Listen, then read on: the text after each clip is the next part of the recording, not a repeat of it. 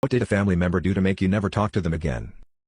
I talk to most of my family and have no problem with them. But then, there's Mike. He is 1 year younger than me. He's my brother. Our dad was a strict disciplinarian when we were young children. We were expected to be on our best behavior at all times. Whining, fighting, screaming were simply not tolerated. The list of rules, looking back, seems long for 3 little bitty kids. We were bound to get into trouble. I was put in charge of my brothers at an early age. Being the oldest, I adored my brothers, and I watched them like a hawk. Boys will be boys, and they got into all sorts of mischief over the years. But when I was very young, if the boys got into trouble on my watch, I got a spanking just like they did. This was the 70s, a much different world. I did my level best to keep them walking the line for all our sakes. When we did get disciplined, either by getting told off or by spanking, we would all go to our rooms and cry. My brothers shared a bedroom, and I would sneak in there and hug them up and cry with them and console them. I would tell them they were good boys, and I would make them smile if I could. Suffice it to say, I had a huge sense of responsibility when it came to my brothers, from tiny girl on up. One day, I'm going to examine the family dynamic in which I grew up. No family is perfect, I know, and that goes for mine.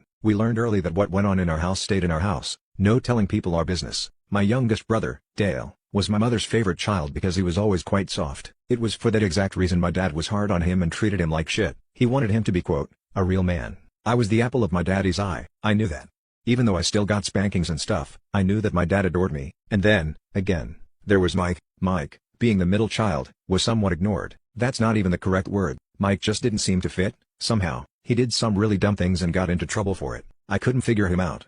Once, on our way home from school, he stashed his textbooks in a forest, because he didn't want to do his homework. This would not go down well with our parents if he got caught. I finally retrieved his book and took it home, and made him sit with me and do his work, all to make sure he stays on the right track. That's pretty much how it was with us too. I cleaned up his messes and covered for him when need be. I look at old pictures, and I wonder why no one ever thought that Mike had a mental problem. You can almost see something simmering in his brain when looking at old pictures. He made some poor choices as an adult too, but don't we all, at one time or another? Mike married his high school sweetheart, and they went on to have 2 kids. Then he pulled one of his stunts and ghosted his wife and kids and took up with a woman known as a barfly, one of those typical good-for-nothing girls who hung around bars hooking up with anyone. We were all blindsided.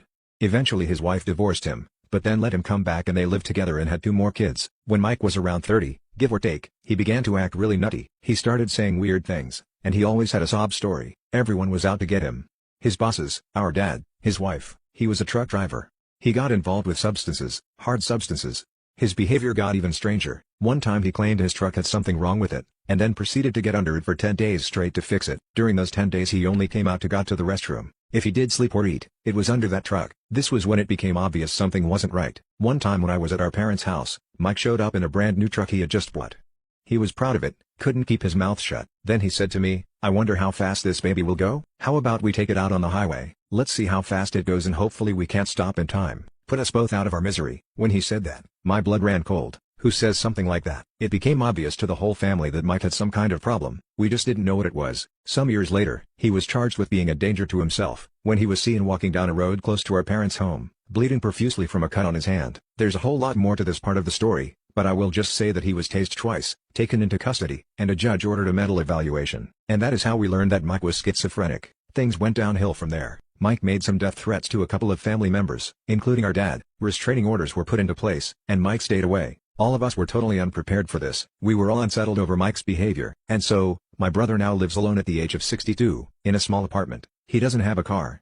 He kept going to military bases and trying to unload, quote, important information which he called his so-called writings to the base commanders. He said that the military put a chip in his brain and they have control of him. His vehicles got impounded and he got locked up each time, and one of his kids would go and get him. So he got a bicycle and figured out how to put a motor on it, and that's his transportation now. He used to drive big rigs over 48 states, and now he rides a homemade moped. There wasn't one thing that Mike ever said to me to make me stop talking to him. It's just that he left, because of the restraining order, and after years of hearing about his bizarre conversations, and crazy behaviors, I have learned it's better to stay away. His kids tell me I wouldn't recognize him anymore and that I wouldn't understand a thing he says because he doesn't make sense. There is also the concern about opening that can of worms again, where he threatened to kill some people. His kids and his ex-wife have told me that in all these years, he has never once mentioned my name. He talks about Dale and our parents, but never about me. I don't know what to think. I don't know why. It's probably best I don't make contact. I was at one time very close to Mike. He was my hero in more than one incident, and he had my back no matter what. As an adult, I miss Mike a lot. The old Mike. Life's weird. I lost both of my brothers in tragic ways. Even though Mike still lives and breathes, I still mourn the loss of him. My heart goes out to him, but I'm told he's okay living in his own little world. I hope so. He remains unmedicated and interested in military stuff. He says the world is crazy and he is the sane one. He denies having a mental illness. I stay away so I don't rock his world by suddenly appearing back in his life and bringing up old memories that he seems to have run from. I think of him all the time. Sorry for the depressing post and thank you for getting this far.